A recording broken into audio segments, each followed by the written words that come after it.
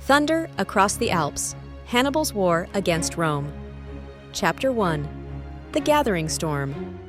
The year was 218 BCE, and the Mediterranean world teetered on the brink of war. In the heart of Carthage, a man of fierce determination and strategic brilliance was hatching a plan that would shake the foundations of the Roman Republic.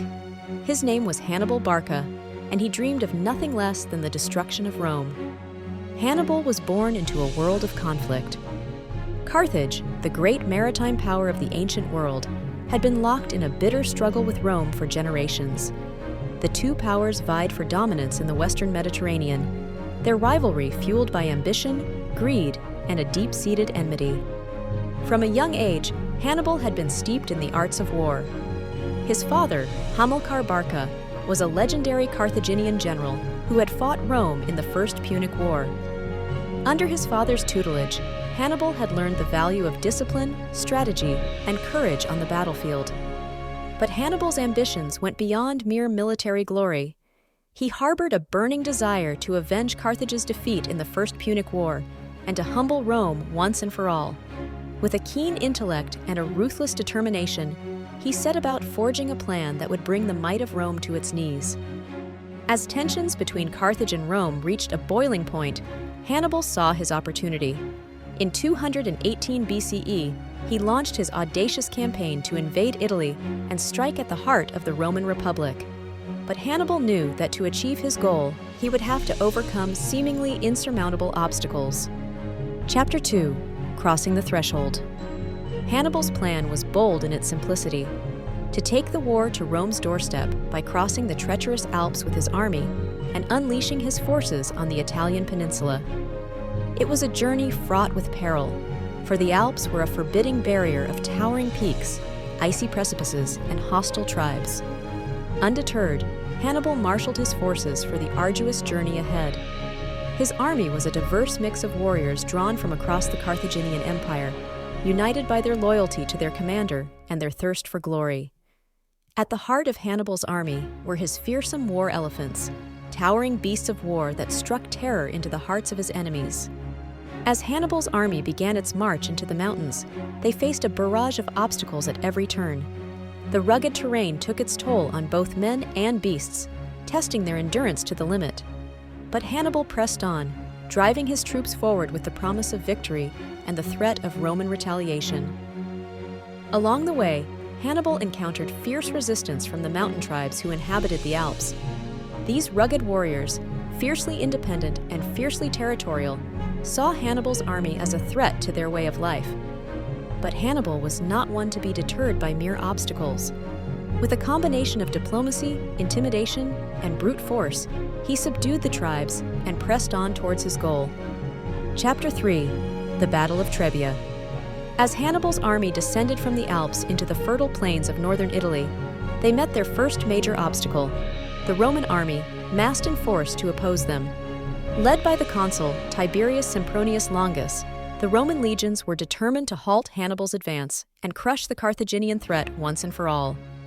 The stage was set for a titanic clash of arms, as Hannibal's battle-hardened veterans faced off against Rome's disciplined legions on the banks of the river Trebia. Despite being outnumbered, Hannibal had a plan. Under cover of darkness, he launched a surprise attack on the Roman camp, catching the enemy off guard and throwing their ranks into disarray. The Battle of Trebia raged for hours as Roman and Carthaginian forces clashed in a brutal struggle for supremacy. Hannibal's cavalry swept around the flanks of the Roman army, wreaking havoc among their ranks, while his infantry held firm against wave after wave of Roman assaults. In the end, it was Hannibal's tactical genius that carried the day. Despite suffering heavy losses, his army emerged victorious, routing the Roman legions and securing a decisive victory on the field of battle. The Battle of Trebia marked Hannibal's first great triumph in his war against Rome, and it sent shockwaves throughout the Mediterranean world. Chapter 4. The Price of Victory. But victory came at a cost. Hannibal's army had suffered heavy casualties in the Battle of Trebia, and their supplies were running dangerously low.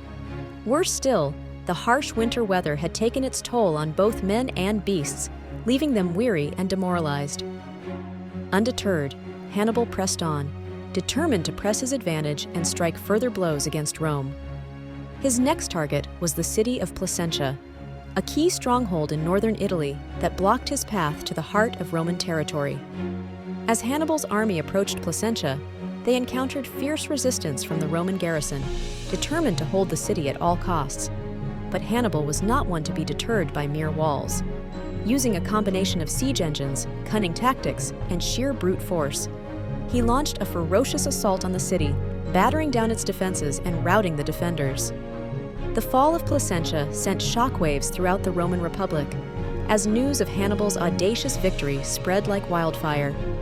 The people of Rome were gripped by fear and uncertainty as they realized that Hannibal posed a threat unlike any they had ever faced before. But Hannibal was not content to rest on his laurels.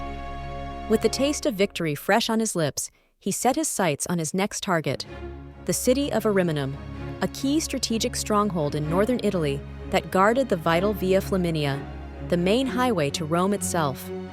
Chapter 5: The Battle of Lake Trasimene. As Hannibal's army marched south towards Ariminum, they encountered another Roman army, massed in force to oppose them. Led by the consul Gaius Flaminius, the Roman legions were determined to halt Hannibal's advance and avenge the defeats of Trebia and Placentia. But Hannibal had other plans.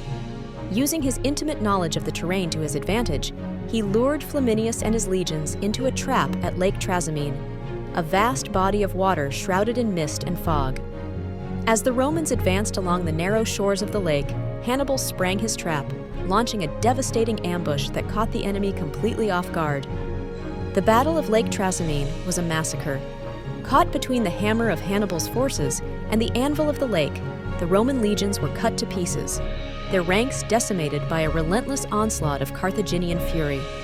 Flaminius himself was among the dead, his body found floating in the waters of the lake, a grim testament to the ferocity of Hannibal's vengeance. The defeat at Lake Trasimene sent shockwaves throughout the Roman Republic as the people of Rome recoiled in horror at the scale of the disaster. The road to Rome lay open before Hannibal, and nothing seemed capable of standing in his way. Chapter 6: The Siege of Capua. Flush with victory, Hannibal pressed on towards Rome, his army unstoppable in its momentum. But as he marched southward, he encountered a new obstacle, the city of Capua, a key ally of Rome that had thrown its lot in with the Carthaginians. For weeks, Hannibal's army laid siege to Capua, battering down its walls and subjecting its defenders to a relentless barrage of attacks. But the people of Capua were determined to resist, their loyalty to Rome outweighing any fear of the Carthaginian conqueror. As the siege dragged on, tensions within the city reached a breaking point. Food grew scarce, disease ran rampant, and morale plummeted to an all-time low. But still, the people of Capua refused to surrender, their defiance a testament to the indomitable spirit of Rome. In the end, it was Hannibal's own allies who betrayed him. Fearing the wrath of Rome, the leaders of Capua opened the city gates to the Roman legions, allowing them to enter unopposed and crush the Carthaginian forces within.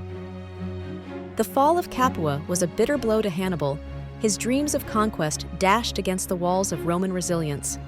But even in defeat, he remained undaunted, his eyes still fixed on the ultimate prize, the city of Rome itself. Chapter 7: The Battle of Cany. As Hannibal's army marched southward towards Rome, they encountered another Roman army, massed in force to oppose them. Led by the consuls Lucius Aemilius Paulus and Gaius Terentius Varro, the Roman legions were determined to halt Hannibal's advance and crush the Carthaginian threat once and for all. But Hannibal had other plans. Using his intimate knowledge of the terrain to his advantage, he lured the Romans into a trap at Cany, a vast plain bordered by the Aufidus River. As the Romans advanced, Hannibal deployed his forces in a classic double envelopment, surrounding the enemy on all sides and cutting off any hope of escape. The Battle of Cany was a massacre. Tens of thousands of Roman soldiers were cut down in a relentless onslaught of Carthaginian fury, their ranks decimated by a combination of cavalry charges, infantry assaults, and pincer movements. The consul Paulus himself was among the dead, his body found crushed beneath the weight of his fallen comrades. The defeat at Cany sent shockwaves throughout the Roman Republic as the people of Rome recoiled in horror at the scale of the disaster. But even in the depths of despair, they refused to surrender, their determination to resist the Carthaginian conqueror stronger than ever before. Chapter 8: The Siege of Rome. Flush with victory, Hannibal pressed on towards Rome, his army unstoppable in its momentum. But as he approached the city walls, he encountered a new obstacle: the formidable defenses of the Roman capital, bristling with towers, ramparts, and battlements. For weeks, Hannibal's army laid siege to Rome, subjecting the city to a relentless barrage of attacks and assaults.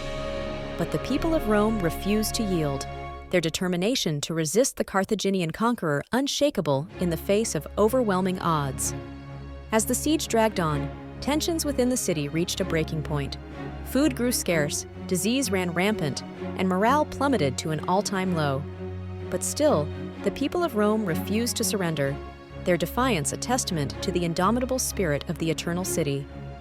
In the end, it was Hannibal's own allies who betrayed him. Fearing the wrath of Rome, the leaders of Capua and other Italian cities turned against the Carthaginians, cutting off their supply lines and forcing them to retreat in disarray. The siege of Rome was over, but the war was far from finished. Hannibal had come closer than any man before him to toppling the might of Rome, but in the end, it was not enough. The city would endure, its walls standing tall against the tide of history, a testament to the resilience of the Roman Republic and the indomitable spirit of its people. And so, the stage was set for a new chapter in the epic struggle between Carthage and Rome, as Hannibal and his enemies prepared to do battle once more on the fields of history. But whatever the outcome, one thing was certain: the thunder of war would echo across the Alps for generations to come, a reminder of the price of ambition and the cost of conquest.